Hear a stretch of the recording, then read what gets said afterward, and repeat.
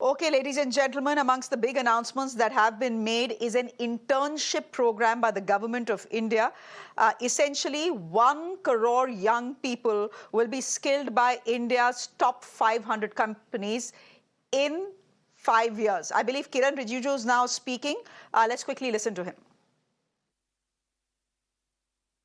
बात बिहार और ये आंध्र प्रदेश को लेकर हो रही है। बिहार में भी राबड़ी देवी जी ने बोला कि झुंझुना थमा दिया है, वहाँ पर स्थिति इतनी खराब है, मर्डर हो रहा है, ये हो रहा है। आप लोग जानबूझ के बिहार में जो नेपाल से फ्लड आते हैं उसको सिर्फ बिहार का प्रॉब्लम मत देखिए। बिहार में नेपाल से जो फ्लड आते हैं बरसात के समय में तबाही मचते हैं, ये देश का समस्या है।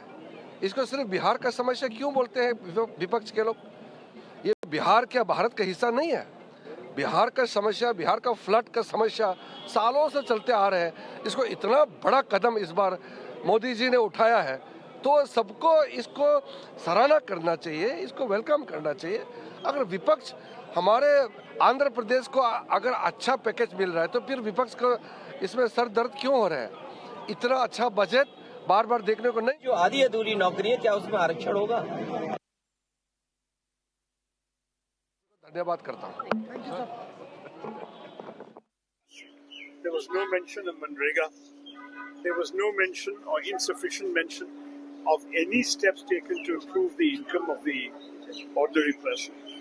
We have seen far too little from the government when it comes to taking care of the severe income disparities in this country. Job creation, there was a token gesture made towards that, but unfortunately very short on specifics. And I personally welcome only one provision, which is this abolition of the tax on angel investors. I myself had recommended it to Shri Arun Jaitley more than 5 years ago. Finally, it has happened. I'm glad that's being done. We must have more investment coming in to generate more jobs.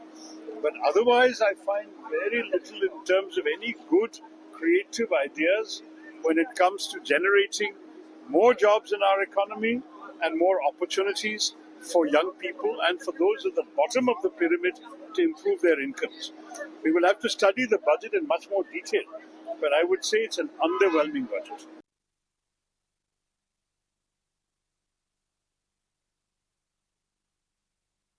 Okay, ladies and gentlemen, I think what most of us are interested in is what there was in this budget for the income taxpayer, for the middle class income taxpayer.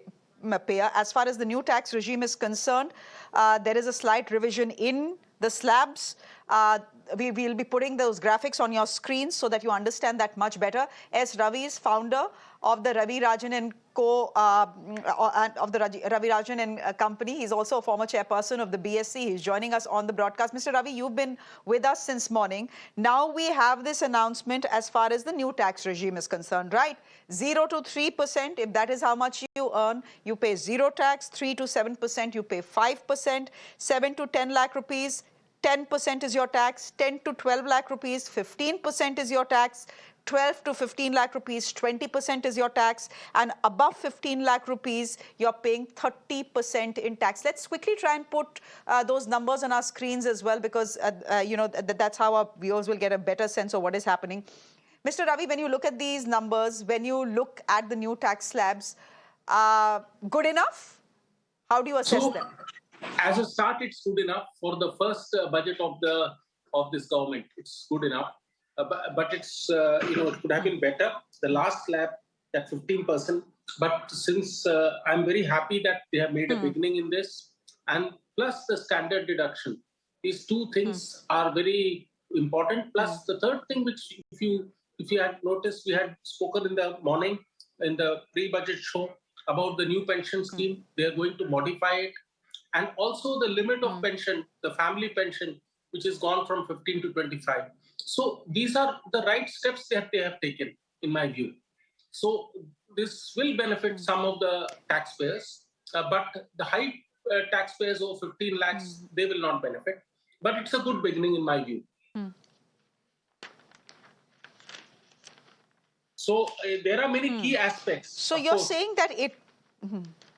Yeah, please. Okay, no, just a minute. You are saying that this will benefit some taxpayers, but not definitely all taxpayers, because the number of taxpayers, who are above 10 lakhs, they actually contribute 47.6% of the total tax collection in this country, which means more than half, at least more than half, don't benefit. Is that calculation correct or not?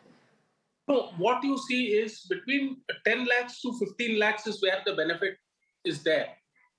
So Yeah. actually, if we go over 15 lakhs, Yeah, that is where correct. the tax doesn't come in. So at least about 50 to 60% approximately, we'll have to get onto the numbers, will benefit from this. And that's a very good thing, compounded with standard Okay, so deduction. Compounded with standard deduction and also the family pension, which has gone from 15 to 25. At least 65% of that slab will benefit from this.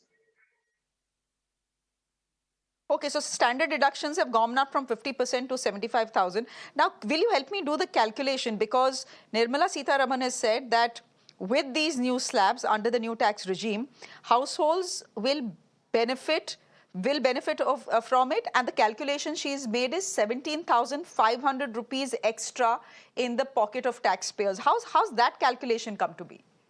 That calculation will come because of the various tax slabs that have been reduced between the 10 lakhs to the 15 lakh slab. That percentile that has moved in, it's because of that.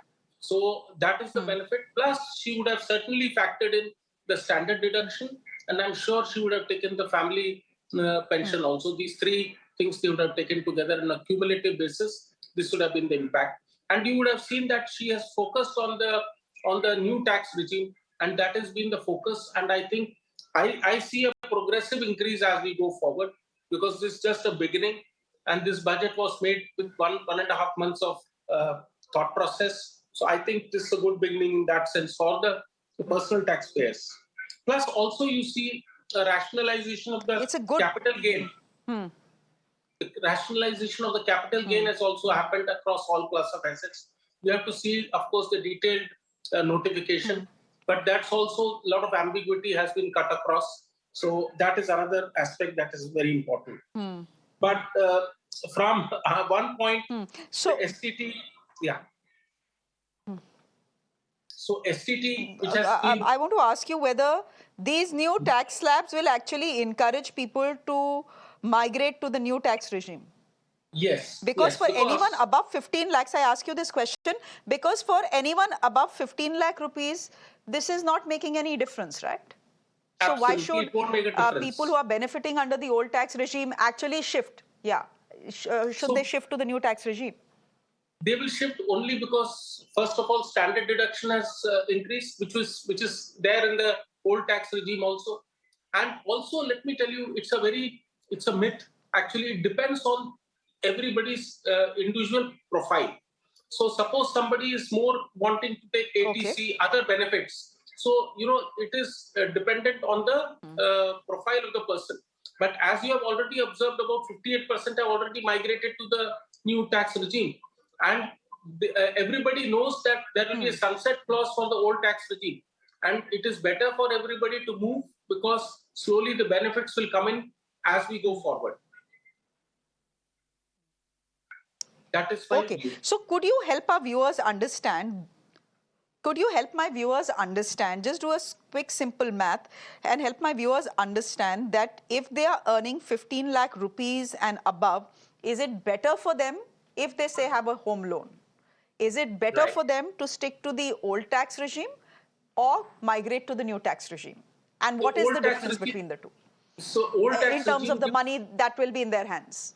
Yeah, so old tax regime has the advantage in terms of giving benefits, various benefits, which are ATC, all that benefits. So it is better to stick to the old tax regime. But I expect, but what is important is the new tax regime gives a lot of flexibility for the taxpayers to play with their money and see what is happening. It is not about just conserving money or making all these saving schemes. It is also about how to deploy the money. So can you get a better deployment in terms of capital of the money saved vis-a-vis the tax that one is paying? So I think every profile, it's very important. What is the profile of the person and how does the person plan that tax? So it is not a very generic thing. It will all depend on what is the profile of the person. Suppose somebody has a senior Okay, if the citizen. profile of the person is 15 lakhs plus, no, Yeah. what if someone is not a senior citizen? Someone is someone is salaried, who's employed right now, is earning 15 lakh rupees and more, and has a home loan. So he In will that have to. sense, which is better? And The what is the first math? old regime is better, always better in that sense, because there are deductions available there. The new regime is not good. But suppose somebody finds an alternate in terms of market. So what the market has given in the last 3-4 years, the amount of money that is there, carry that they have, and if that is better, and if it's a 15-20% return, the person will go there. So it depends on the person's profile. And of course, if it's very conservative, I would like to go with the old school. But if I'm a little more generous and a little more Acha. non-conservative, I would like to be going to the new scheme. Okay, as far as personal taxes are concerned, very quickly, what are your three big takeaways? Before I go to the big headlines, what are the big three takeaways for you? Standard deduction, which was static for the last so many years, has increased to 75,000, which could have, Okay. which is a great thing. The second aspect, which is there, very important aspect, is that the pension, which was 15,000, has gone to 25,000. That is my second big thing. And the third signal, which is very important, given by the finance minister, is that we will slowly move away from all these deductions. Will make tax simpler. We'll have to go towards the new regime. If you notice the speech itself, she was very clear on that. So I think these are the three takeaways from my side. Of course, and the fourth is the rationalization All of right. The the three big. capital gains. So these are the big four takeaways as far as personal tax is concerned, but there's been lots more.